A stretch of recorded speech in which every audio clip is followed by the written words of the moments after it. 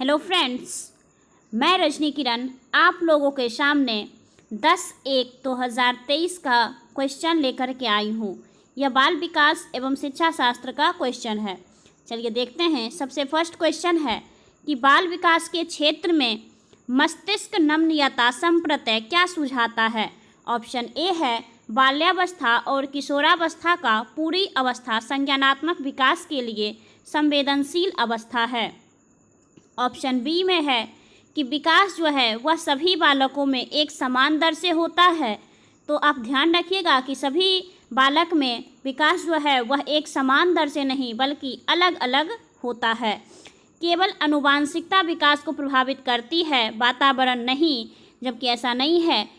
विकास में आनुवांशिकता और वातावरण दोनों का प्रभाव पड़ता है। एक क्षेत्र में विकास दूसरे क्षेत्र के विकास को प्रभावित नहीं करता है। ऐसा नहीं है, एक क्षेत्र का जो विकास है वह दूसरे क्षेत्र के विकास को भी प्रभावित करता है। इस तरह से आपका आंसर जो है वह ऑप्शन ए के साथ जाएगा। चलिए नेक्स्ट क्वेश्चन देखते हैं। नेक्स्ट क्वेश्चन आपका है कि किसी व्यक्ति की आनुवांशिकता से संबंधित कारक और वातावरणीय परिवेश से संबंधित स्रोत, ऑप्शन ए है, का विकास पर कोई प्रभाव नहीं होता। ऐसा नहीं है, आनुवांशिकता और वातावरण दोनों का प्रभाव पड़ता है। ऑप्शन बी है, एक जटिल तरीके की पारस्परिकता द्वारा विकास को रूप देते हैं। ये कुछ पॉजिटिव लग रहा है। कभी पारस्परिकता नहीं करते और ना ही विकास को प्रभावित करते हैं। ये गलत है, क्योंकि पारस्परिकता भी करते हैं और विकास को प्रभावित भी करते हैं। विकास पर बहुत ही कम प्रभाव डालते हैं। तो बी और डी को अगर आप देखिएगा तो आपका बी जो है वह ज़्यादा पॉजिटिव है, इसलिए आपका बी आंसर हो जाएगा। चलिए नेक्स्ट क्वेश्चन देखते हैं कि एक बालक अपना प्रारंभिक समाजीकरण का पाठ डैश से पाता है। ऑप्शन ए है विद्यालय, ऑप्शन बी है मीडिया, ऑप्शन सी है माता पिता, ऑप्शन डी है अखबारों। तो आपका आंसर जो है वह ऑप्शन सी के साथ जाएगा, माता पिता। अगर यहाँ पर परिवार रहता तो परिवार प्राथमिक होता। चलिए नेक्स्ट क्वेश्चन देखते हैं।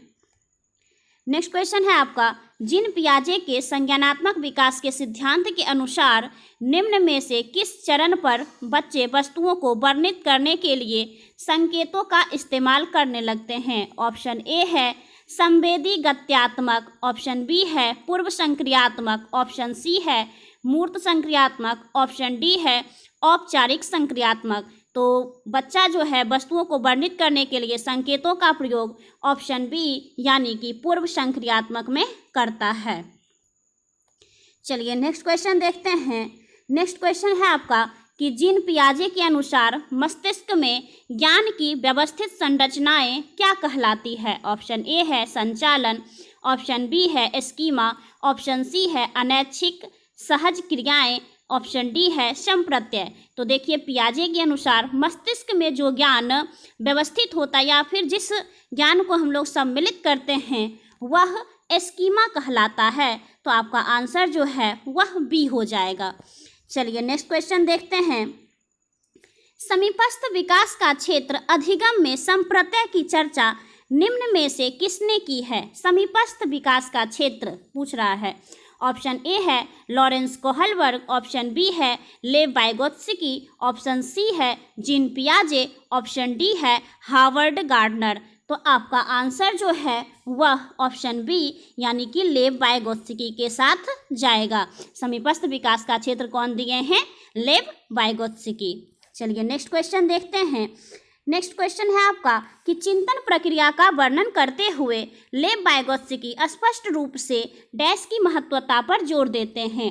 तो आप ध्यान दीजिएगा कि लेव वाइगोत्स्की समाज, संस्कृति और भाषा को महत्व दिए हैं। तो चलिए ऑप्शन देखते हैं। ऑप्शन ए है आपका संस्कृति, ऑप्शन बी है परिपक्वता, ऑप्शन सी है नकारात्मक प्रतिपुष्टि, ऑप्शन डी है पुनर्बलन। तो आपका आंसर जो है वह संस्कृति के साथ जाएगा। चलिए नेक्स्ट क्वेश्चन देखते हैं कि निम्न में से किसने बच्चों और वयस्कों में नैतिक तार्किकता का वर्णन करने के लिए विकास चरणों का एक क्रम सुझाया है। तो यहाँ पे आप ध्यान दीजिएगा कि नैतिक तार्किकता पूछ रहा है, तो ऑप्शन ए है B.F. स्किनर, ऑप्शन बी है हार्वर्ड गार्डनर, ऑप्शन सी है लॉरेंस कोहलबर्ग, ऑप्शन डी है लेव वाइगोत्स्की। तो ध्यान दीजिएगा कि नैतिक विकास का सिद्धांत जो है वह लॉरेंस कोहलबर्ग दिए हैं, तो आपका ऑप्शन सी सही आंसर होगा। चलिए यहाँ देखते हैं क्वेश्चन नंबर 9 में जो है एक कथन दिया हुआ है कि एक अध्यापक को कक्षा में कई प्रकार की अध्यापन अधिगम सामग्री और शैक्षिक संसाधन प्रदान करना चाहिए। यानी कि कहा जा रहा है कि कक्षा में एक टीचर को अधिगम सामग्री और शैक्षिक संसाधन जो है वह प्रदान करना चाहिए और विद्यार्थियों को उन्हें जांचने के लिए प्रोत्साहित करना चाहिए। तो आपका कथन जो है वह पॉजिटिव है और इसका तर्क है कि एक सहायक माहौल में विद्यार्थी ज्ञान निर्माण करने में सक्षम होते हैं। कहीं ना कहीं तर्क भी जो है वह सही है। ऑप्शन ए है ए और आर दोनों सही है और आर जो है वह ए की सही व्याख्या करता है। ऑप्शन बी है ए और आर दोनों सही हैं लेकिन आर जो है वह ए की सही व्याख्या नहीं है। ऑप्शन सी है ए सही है लेकिन आर गलत है। ऑप्शन डी है ए और आर दोनों गलत हैं। तो आपका आंसर जो है वह ऑप्शन ए के साथ जाएगा कि ए और आर दोनों सही है और आर जो है वह ए की सही व्याख्या करता है। नेक्स्ट आपका क्वेश्चन है कि बुद्धि लब्धि IQ परीक्षणों की आलोचना करने का आधार क्या है। ऑप्शन ए है पक्षपाती मानदंड, ऑप्शन बी है गुणात्मक आकलन का प्रयोग और ऑप्शन सी है सांस्कृतिक संवेदनशीलता को ध्यान में रखना, ऑप्शन डी है बच्चे के सामाजिक परिप्रेक्ष्य को शामिल करना। तो बुद्धि लब्धि IQ परीक्षणों की आलोचना करने का आधार जो है वह आपका पक्षपाती मानदंड है, यानी कि आपका ऑप्शन ए के साथ आंसर जाएगा। चलिए नेक्स्ट क्वेश्चन देखते हैं। नेक्स्ट क्वेश्चन है आपका कि लेव वाइगोत्स्की के अनुसार भाषा ऑप्शन ए है चिंतन में बाधक है, ऑप्शन बी है चिंतन को सुसाधित करती है, ऑप्शन सी है चिंतन को सुसाधित करने में कोई भूमिका नहीं निभाती और ऑप्शन डी है जो इसका जो भाषा है भाषा का चिंतन पर बहुत कम प्रभाव पड़ता है। तो देखिए भाषा जो है वह चिंतन में बाधक नहीं हो सकता है और ऐसा भी नहीं है कि चिंतन को सुसाधित करने में इसका कोई भूमिका नहीं है, बल्कि इसका भूमिका है। चिंतन पर बहुत कम प्रभाव पड़ता है ऐसा भी नहीं है। तो आपका आंसर जो है वह ऑप्शन बी के साथ जाएगा कि चिंतन को सुसाधित करती है। चलिए नेक्स्ट क्वेश्चन देखते हैं कि वैकल्पिक विषयों के चुनाव में लड़कियों के लिए गृह विज्ञान का और विषय और लड़कों के लिए शारीरिक शिक्षा के विषय को सीमित कर देने की प्रथा जो है वह किस पर आधारित है। ऑप्शन ए है जेंडर रूढ़िवादिता, ऑप्शन बी है समावेशी उपागम, ऑप्शन सी है जेंडर समानता और ऑप्शन डी है खोजी उपागम। तो देखिए यहाँ पे लड़की के लिए गृह विज्ञान और लड़कों के लिए शारीरिक शिक्षा यह एक रूढ़िवादी सोच है, इसलिए आपका आंसर जो है वह ऑप्शन ए के साथ जाएगा। चलिए नेक्स्ट क्वेश्चन देखते हैं कि कक्षा में विविधता जो है वह अध्यापन अधिगम प्रक्रिया में क्या है। विविधता जो है वह क्या है, वह एक समस्या है, नहीं ये एक नेगेटिव है। ऑप्शन बी जो है वह संसाधन है, यस ये एक पॉजिटिव थिंग लग रहा है। फिर कह रहा है रुकावट है, ये भी एक नेगेटिव है। डी कह रहा है बाधा है, यह भी एक नेगेटिव है। इसलिए आपका आंसर जो है वह ऑप्शन बी के साथ जाएगा कि विविधता जो है वह एक अध्यापन प्रक्रिया में क्या है, संसाधन के रूप में कार्य करती है। चलिए नेक्स्ट क्वेश्चन देखते हैं कि निम्न में से किस प्रकार का मूल्यांकन विद्यार्थियों के लिए अधिगम का रूप बन जाता है। ऑप्शन ए कहता है कि सत्र के अंत में अध्यापक द्वारा किया गया मूल्यांकन। तो देखिए सत्र के अंत में यानी कि सबसे लास्ट में एग्जाम लेना, ये कोई मूल्यांकन करना ये सही नहीं है, तो ये गलत है। सत्र से पहले विशिष्ट शिक्षक द्वारा किया गया मूल्यांकन ये भी एक सही तरीका नहीं है, तो ये भी गलत हो गया। विद्यार्थियों द्वारा किया गया स्व मूल्यांकन ये एक पॉजिटिव थिंग है। और ऑप्शन डी कह रहा है मानकीकृत परीक्षणों द्वारा किया गया मूल्यांकन, तो स्टैंडर्डाइज्ड जो है वह नहीं। तो ये आपका आंसर जो है वह ऑप्शन सी के साथ चला जाएगा। चलिए नेक्स्ट क्वेश्चन देखते हैं। नेक्स्ट क्वेश्चन आपका कह रहा है कि किसी नए संप्रत्यय को सीखने के समय अध्यापिका द्वारा विद्यार्थियों को सवाल पूछने और अपने संदेहों को स्पष्ट करने के लिए प्रोत्साहित किया जाना चाहिए। ये एक पॉजिटिव थिंग है। सवाल पूछना समालोचनात्मक चिंतन के विकास में बाधा पैदा करता है, ऐसा कुछ नहीं है। सवाल पूछना जो है वह समालोचनात्मक चिंतन के विकास में सहायक होता है, ना कि बाधा होता है। चलिए ऑप्शन देख लेते हैं। इसमें कह रहा है ऑप्शन ए है कि ए और आर दोनों सही है और आर एक की सही व्याख्या करता है, तो ये तो आपका गलत हो जाएगा। ऑप्शन बी है ए और आर दोनों सही हैं लेकिन आर जो है वह ए की सही व्याख्या नहीं है, ये भी नहीं होगा। ऑप्शन सी है कि ए सही है लेकिन आर गलत है। ऑप्शन डी है ए और आर दोनों गलत है, तो आपका आंसर जो है वह ऑप्शन सी के साथ जाएगा कि ए सही है लेकिन आर गलत है। चलिए नेक्स्ट क्वेश्चन देखते हैं। नेक्स्ट क्वेश्चन है आपका कि वंचित समूहों से संबंधित विद्यार्थियों के सफल समायोजन हेतु निम्न में से क्या बाधा बन जाती है। तो देखिए ऑप्शन ए है कि सांस्कृतिक और धार्मिक विविधता का समारोह, तो ये तो सहायक है, ये बाधा नहीं है।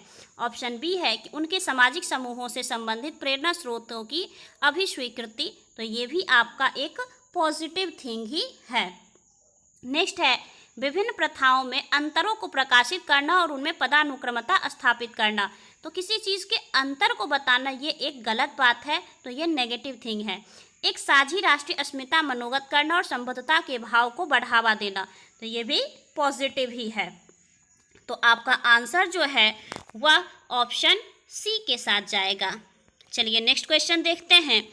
नेक्स्ट क्वेश्चन है आपका कि अधिगम कठिनाई महसूस करने वाले, ऑप्शन ए है कि सभी विद्यार्थी अपनी शैक्षिक विशेषताओं में एक जैसे होते हैं।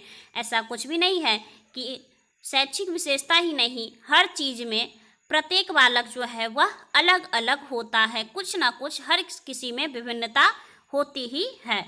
ऑप्शन बी है विद्यार्थियों को विशिष्ट विद्यालय में पढ़ाना चाहिए। ऐसा नहीं है कि जो बालक अधिगम में कठिनाई महसूस कर रहा है उसे विशिष्ट विद्यालय में पढ़ा करके ही सही किया जा सकता है। विद्यार्थी हमेशा अति क्रियाशील होते हैं, ये भी एक नेगेटिव थिंग है। विद्यार्थी अपनी शैक्षिक सामर्थ्य और चुनौतियों में अलग अलग हो सकते हैं। यस, आपका आंसर जो है वह ऑप्शन डी के साथ जाएगा। चलिए नेक्स्ट क्वेश्चन देखते हैं कि कमतर दृष्टि से जूझते विद्यार्थियों के सफल समावेशन हेतु यह महत्वपूर्ण है कि यानी कि जो बालक को कम देखता है, कक्षा में उपयुक्त सहायक उपकरण मौजूद हो। ऑप्शन बी है इन विद्यार्थियों का पृथकीकरण किया जाए, तो बिल्कुल हुई नहीं, किसी को अलग थलग नहीं कर सकते हैं। बोर्ड से काफ़ी दूर उनकी सीट स्थिर कर दी जाए, और ये तो गलत हो गया कि जिस बालक को कम दिखता है उसका सीट आप दूर कर रहे हैं। केवल दृश्य प्रस्तुतिकरण द्वारा ही पढ़ाया जाए। अब जिस बालक को दिख ही नहीं रहा है उसको अगर आप सिर्फ दृश्य के द्वारा पढ़ाइएगा तो ये एक नेगेटिव है। तो आपका आंसर जो है वह ऑप्शन ए के साथ जाएगा। चलिए नेक्स्ट क्वेश्चन देखते हैं।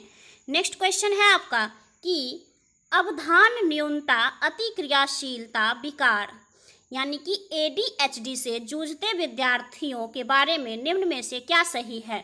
ऑप्शन ए है कि वे आवेगशीलता के निरंतर स्वरूप दर्शाते हैं। ऑप्शन बी है वे काफ़ी देर तक निर्धारित सीट पर बैठ सकते हैं। ऑप्शन सी है उनमें सभी को सुनने की अति सहनशीलता होती है।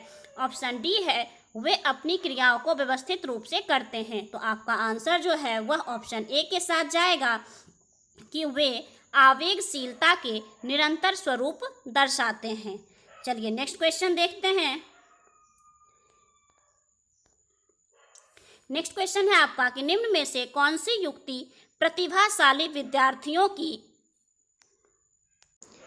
चलिए देखते हैं, निम्न में से कौन सी युक्ति प्रतिभाशाली विद्यार्थियों की ज़रूरतों को पूरा करने की एक प्रभावी रणनीति है। ऑप्शन ए है जानकारी को समझने हेतु अतिरिक्त समय देना। प्रतिभाशाली विद्यार्थी जो है उसका ज़रूरत पूरा करने का ये रणनीति नहीं है कि उसको अधिक समय दिया जाए। बहुत आसान और सरल सवाल पूछना, ये भी नेगेटिव है। स्वचयनित उच्च क्रम चिंतन कार्य सौंपना, उनसे सफलता की निम्न उम्मीद रखना। तो आपका आंसर जो है वह ऑप्शन सी के साथ जाएगा कि वो जो खुद चुनता है उसके अनुसार उसको चिंतन कार्य सौंपना। चलिए नेक्स्ट क्वेश्चन देखते हैं। नेक्स्ट क्वेश्चन है कि गैर जन्मजात अधिगम जैसे कि बांसुरी बजाना, शतरंज खेलना सीखने के लिए ऑप्शन ए किसी तरह के बाह्य निर्देशन और आंतरिक अभिप्रेरणा की ज़रूरत होती है। ये एक पॉजिटिव जैसा लग रहा है। किसी भी तरह के बाह्य निर्देशन या अभिप्रेरणा की ज़रूरत नहीं होती है, ये नेगेटिव है। ऑप्शन सी है बाह्य निर्देशन की ज़रूरत होती है, ये तो पॉजिटिव है, लेकिन कह रहा है कि किसी तरह की अभिप्रेरणा की ज़रूरत नहीं होती, तो इधर आपका नेगेटिव हो गया। किसी भी स्रोत से बाह्य निर्देशन की कोई ज़रूरत नहीं होती, ये तो पूरा का पूरा नेगेटिव है। तो आपका आंसर जो है वह ऑप्शन ए के साथ जाएगा कि जो कि बाह्य निर्देशन और आंतरिक अभिप्रेरणा दोनों की ज़रूरत होती है। चलिए नेक्स्ट क्वेश्चन देखते हैं कि विद्यार्थी सर्वाधिक बेहतर तरीके से किस प्रकार सीखते हैं। ऑप्शन ए है केवल पाठ्यपुस्तकों द्वारा। ऐसा नहीं है कि वो सिर्फ और सिर्फ पाठ्यपुस्तक से ही सीखेगा। केवल अध्यापक द्वारा कहे शब्दों को दोहराकर, ये भी एक नेगेटिव है, ये भी गलत हो गया। अपने आस पड़ोस से पारस्परिकता द्वारा, ये एक पॉजिटिव है। निष्क्रिय नकल द्वारा नहीं। तो आपका आंसर जो है वह ऑप्शन सी के साथ जाएगा। चलिए नेक्स्ट क्वेश्चन देखते हैं।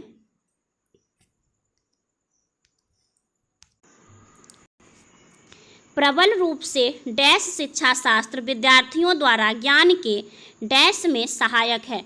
ऑप्शन ए है बाल केंद्रित और सर्जन। ऑप्शन बी है अध्यापक केंद्रित सर्जन। ऑप्शन सी है बाल केंद्रित केवल पुनरुत्पादन। ऑप्शन डी है अध्यापक केंद्रित और भंजन। तो आपका आंसर जो है यहाँ वह ऑप्शन ए के साथ जाएगा, बाल केंद्रित और सर्जन। चलिए नेक्स्ट क्वेश्चन देखते हैं। निम्न में से कौन सा प्रकार विद्यार्थियों की अधिगम प्रक्रिया में संलग्नता में बाधक बन जाता है। ऑप्शन ए है विद्यार्थियों के जीवन से आधारित कार्य देना। ये बाधा नहीं बन सकता क्योंकि ये उसके जीवन से संबंधित है। विद्यार्थियों की रुचि आधारित कार्य देना, ये भी बाधा नहीं बन सकता क्योंकि ये रुचि से संबंधित है। ऑप्शन सी है ऐसे कार्य देना जो विद्यार्थियों के लिए बहुत आसान हो। ऐसे कार्य देना जो विद्यार्थियों के विचारों को महत्व दे।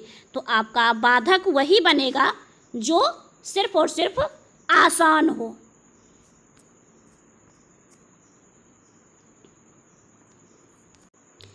नेक्स्ट क्वेश्चन है अधिगम किस प्रकार का होना चाहिए।